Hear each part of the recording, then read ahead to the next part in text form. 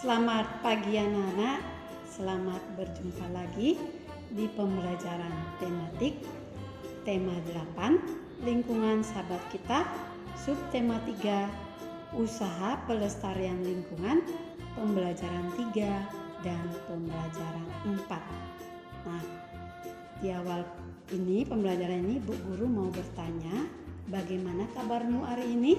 Semoga semuanya dalam keadaan sehat selalu ya. Nah, sebelum pembelajaran kita mulai, marilah kita berdoa terlebih dahulu. Semoga kita selalu dalam lindungannya. Berdoa dimulai. Berdoa selesai. Nah, anak-anak, adapun tujuan pembelajaran kita hari ini, yang pertama, siswa mampu menjelaskan manfaat kegiatan ekonomi terhadap kesejahteraan masyarakat. Yang kedua, siswa mampu menjelaskan dan cara menyampaikan peristiwa penting dari teks non-fiksi melalui peta pikiran dan diagram alir. Yang ketiga, siswa mampu menjelaskan manfaat dan sikap menghargai jenis usaha dalam masyarakat atau pekerjaan orang lain.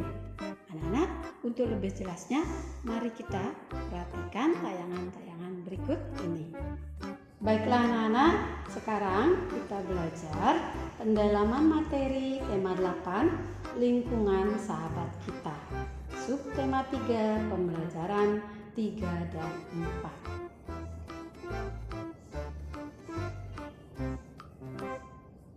Di awal pembelajaran ini kita belajar tentang pengaruh kegiatan ekonomi terhadap kesejahteraan masyarakat. Setiap kegiatan ekonomi memiliki pengaruh terhadap kesejahteraan masyarakat. Kegiatan ekonomi tersebut antara lain adalah sebagai berikut. Ada yang namanya produksi. Apa itu produksi? Produksi adalah kegiatan mengolah bahan mentah menjadi bahan setengah jadi atau barang jadi. Orang yang melakukan kegiatan produksi itu disebut produsen. Kegiatan produksi itu membutuhkan pekerja untuk mengolah bahan mentah menjadi bahan setengah jadi atau barang jadi. Nah, di sini anak-anak perhatikan contohnya, ini gambar yaitu petani itu sebagai produksi karena dia memproduksi beras. Ya, maka dia disebut produksi.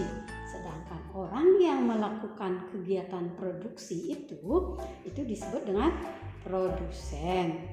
Ya, kita lanjut, yaitu kegiatan ekonomi distribusi. Apa itu distribusi? Distribusi adalah kegiatan menyalurkan hasil produksi atau barang dan jasa kepada konsumen. Nah, orang yang melakukan kegiatan distribusi itu disebut distributor. Dalam kegiatan distribusi itu membantu masyarakat di semua daerah memenuhi kebutuhan hidupnya. Nah, perhatikan di sini gambarnya anak-anak. Nah, ini gambar distribusi, di mana beras yang telah disimpan di dalam karung itu akan didistribusikan ke wilayah-wilayah. Nah, sedangkan itu orang yang melakukan kegiatan itu tadi disebut dengan apa anak? Distributor. Nah, selanjutnya kita belajar kegiatan ekonomi yaitu konsumsi.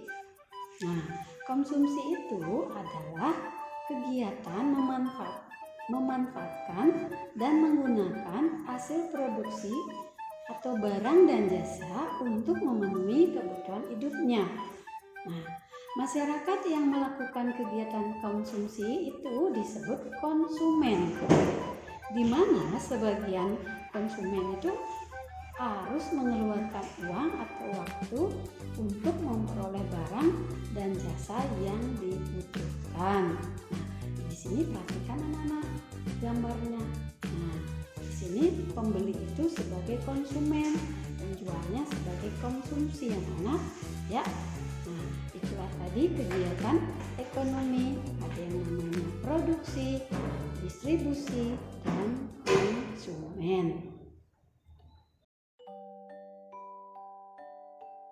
Selanjutnya kita belajar manfaat dari suatu kegiatan ekonomi. Suatu produk atau barang yang kita konsumsi merupakan hasil dari proses beberapa kegiatan ekonomi. Ayo perhatikan jenis kegiatan ekonomi yang terlibat dalam pembuatan produk mebel berikut. Di sini ada 3 gambar ya anak. Ini gambar 1, 2, 3. Yang pertama nanti kita memperhatikan. Nah, di sini apa peranan setiap kegiatan ekonomi dapat dijelaskan sebagai berikut. Nah, perhatikan gambar pertama anak-anak. Pada proses awal, industri kayu memiliki peran sebagai penyedia bahan baku berupa kayu yang diperoleh dari hasil hutan. Itu adalah gambar pertama. Adalah dia itu proses awal. Itu gambar pertama. Kemudian gambar kedua yaitu kayu tersebut diolah oleh perajin kayu hingga menjadi bahan jadi yang dapat dimanfaatkan oleh konsumen. Nah, di sini kayunya diolah itu menjadi oleh perajin ya anak. Nah, ini. Kemudian gambar yang ketiga. Kursi kayu dari perajin yang gambar yang kedua tadi itu setelah jadi itu disalurkan oleh penjual mebel. Tidak jarang untuk membuat suatu produk dapat melibatkan lebih dari 3. Nah, di sini manfaat dari suatu kegiatan ekonomi.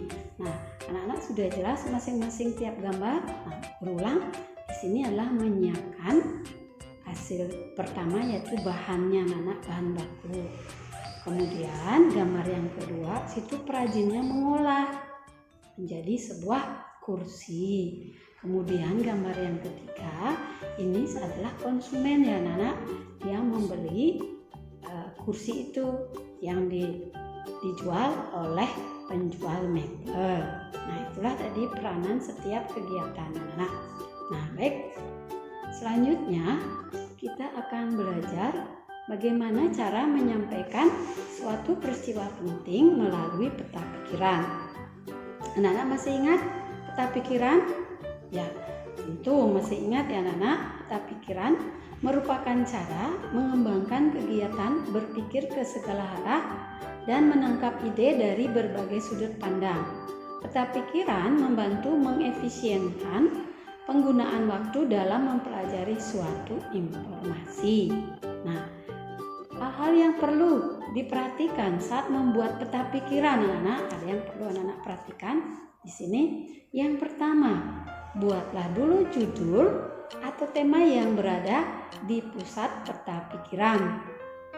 Yang kedua, dari tema utama itu akan muncul tema-tema turunan yang masih berkaitan dengan tema utama. Yang ketiga, cari hubungan antara setiap tema dan tandai dengan garis, warna atau pakai spidol. Penggunaan garis, warna atau spidol disesuaikan dengan kreativitas masing-masing.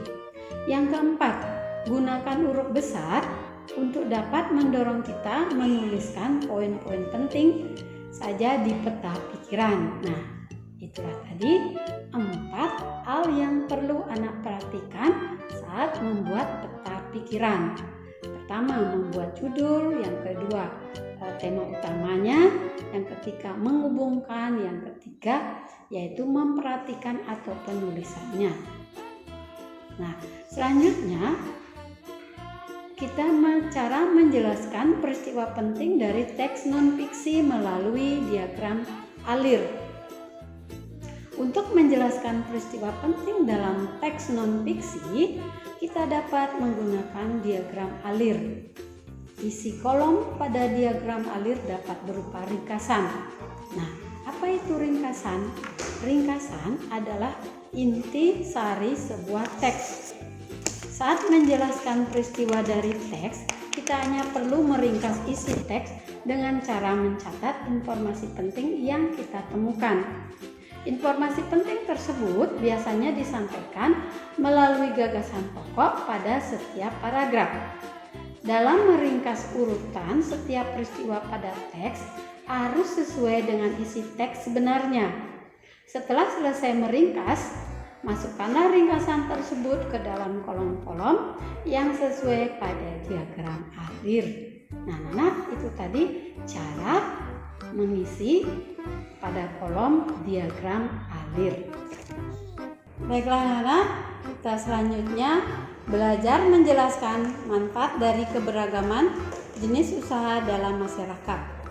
Di Indonesia, keberagaman jenis usaha atau kegiatan ekonomi masyarakat itu dipengaruhi oleh beberapa faktor, antara lain sebagai berikut. Pertama, kondisi geografis Indonesia yang beragam. Yang kedua, penyebaran sumber daya alam yang tidak merata. Dan yang terakhir yaitu kebutuhan masyarakat dalam kehidupan sehari-hari. Nah, itu ada 3 faktor yang mempengaruhi keberagaman jenis usaha atau kegiatan ekonomi masyarakat. Nah, di sini anak-anak mohon diperhatikan contoh gambar ya, jenis usaha dalam kegiatan. Nah, di sini ada 3 gambar. Yang pertama itu adalah petani. Nah, ini namanya petani kapas. Nah, di mana petani kapas itu memproduksi kapas sebagai bahan baku pembuatan kain. Nah, petaninya itu sebagai memproduksi bahan baku.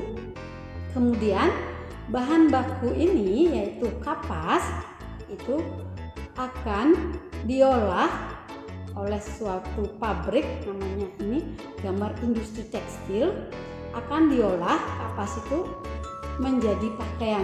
Nah, kemudian setelah jadi pakaian tersebut akan dijual. Nah, pakaian ini adalah untuk memenuhi kebutuhan sandang anak. Ya.